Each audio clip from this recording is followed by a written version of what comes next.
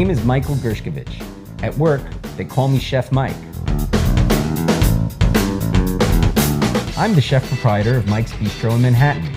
I live with my family in Englewood, New Jersey, and it's a beautiful place. But sometimes, I need to get away. I need a change of scenery to relax and to be inspired. Please join me on my fun weekend.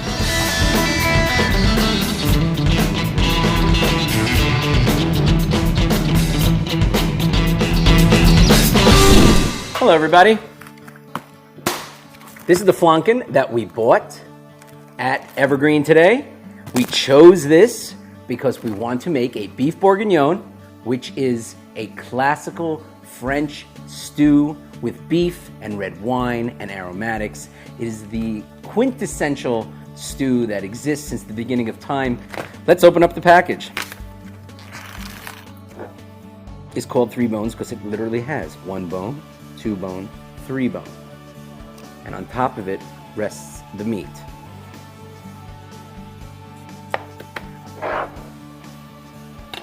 That is an English cut short rib.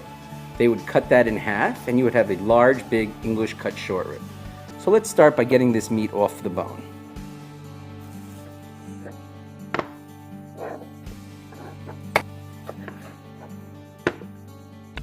One thing I want to show you. Sometimes at the butcher store, you'll see an item called finger meat. Finger meat is excellent for things like cholent. And what you can do here is, if you buy the whole thing, is you can literally remove the finger meat just like that. This is excellent in the cholent, and in a lot of ways, it's byproduct. This is our boneless short rib.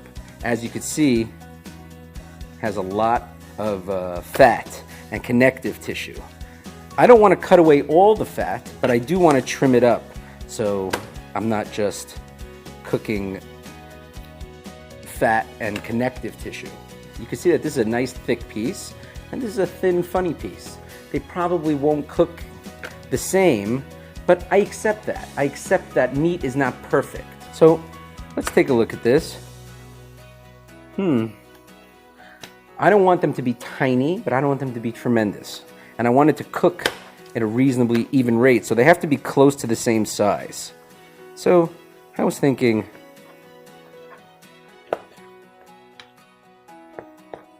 maybe something like this. What's that, about 1.5 by 1.5? So as you can see, that is very elegant stewing meat. Now we have a choice. We can begin the cooking process right away, or we can marinate it. An excellent marinade for something like this, which will increase the speed of your cooking time, would be a simple marinade of some red wine, maybe a little black pepper, a little garlic that I peeled earlier, maybe a little allspice, a couple of bay leaves. And I'm actually going to introduce a little bit of salt. This is something that can marinate overnight, or even for a half hour or an hour. Couldn't hurt to marinate this. It'll tenderize the meat a little bit, and it'll introduce some flavor into the meat. I'm going to put this into a Ziploc bag and put it in the refrigerator.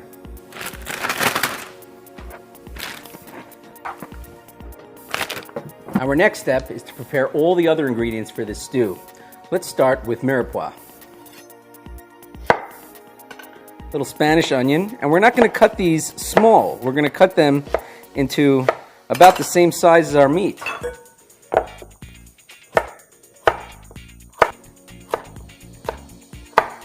I'm going to put some mushrooms as well.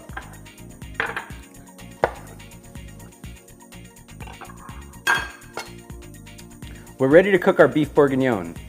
Our meat is marinating in the refrigerator. I'm going to go get it right now. Let's take this over to the stove. We're just going to drain it.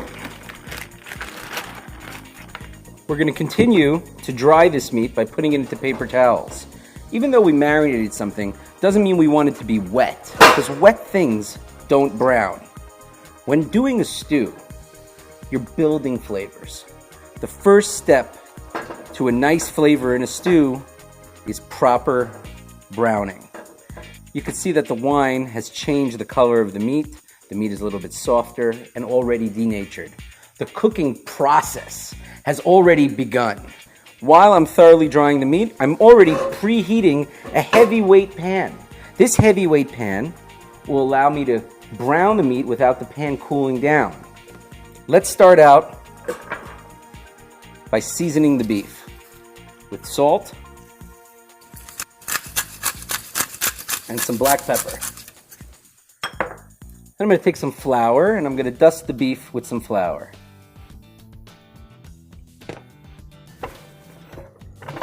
This will assist in the browning and will also assist in helping me thicken up the stew, because stews are not supposed to be soupy. They have to have a little bit of viscosity, some body. The flour will certainly accomplish that. If you're trying to do this gluten-free, you can absolutely skip the flour step. I've preheated my pan and I'm going to introduce some grapeseed oil. Grapeseed oil is a very high smoking point oil that's neutral, and it won't smoke until it gets really, really hot. So I'm going to make sure to preheat this pan. I'm going to want this pan to be smoking hot, just the way it is now. And I'm going to start browning the meat. I'm not going to overcrowd this. I'm going to put just enough to brown but not be piled. If you pile it, steam will start coming up. Man. So my meat is browned, and now I'm going to start with my aromatics. And I don't have to worry about browning these too far. I've thrown in my onions, my carrots, my parsnips. I'm going to put in my bay leaf, a couple of sprigs of fresh thyme. Going to introduce some mushrooms and a nice helping of tomato paste. And I'm going to cook that out.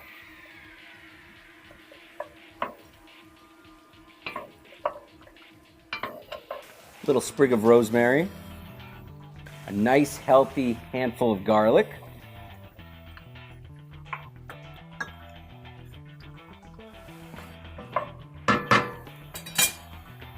I'm going to reintroduce that meat with all the vegetables.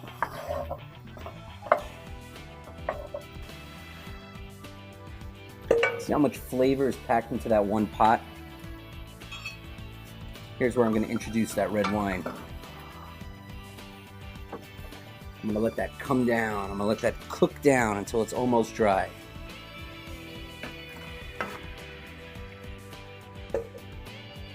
Once that wine's cooked down till it's almost dry, I'm going to put in my stock. 4. We're going to transfer this to an oven because we don't want this to cook fast, we want it to cook slow. I've set my oven at 285 degrees, and I expect that this will take at least an hour and a half to 2 hours.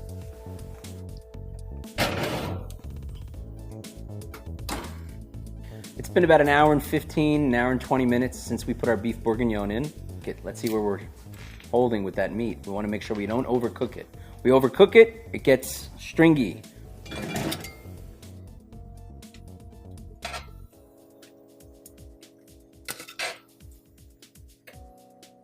We're going to take out 1 or 2 pieces of meat just to see what the tenderness is like.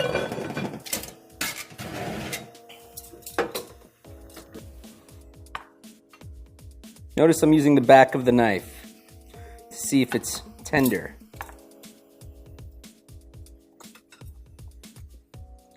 Oh, wow. I forgot how much I like that. See, we took out 2 samples of meat. This one is almost ready because you see I can just kind of walk through it with my tongs. This one, I don't know, it doesn't look like it's there yet, but let's be sure.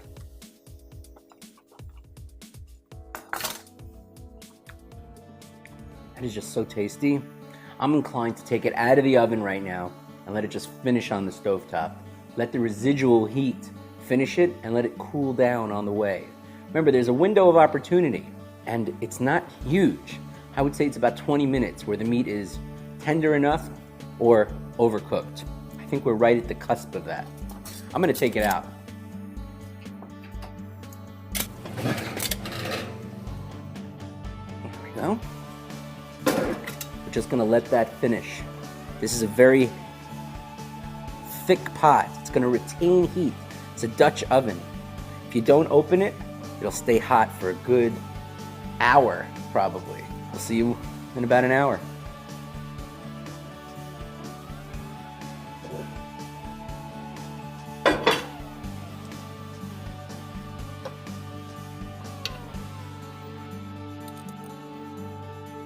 Oh wow, that turned out better than I expected.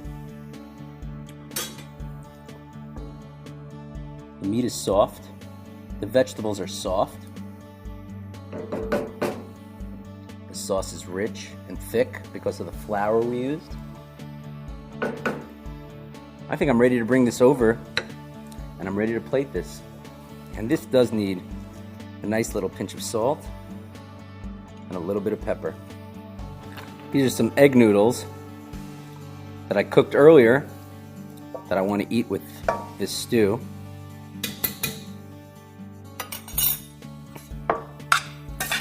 I introduced a little bit of the braising liquid. I put some of those noodles right down into a bowl, just like that. A wonderful foil for this big flavor. And then I'm going to start picking out the components that I want to garnish this plate. Remember, the sauce can always go at the end to reheat the dish. Watch out for those stems.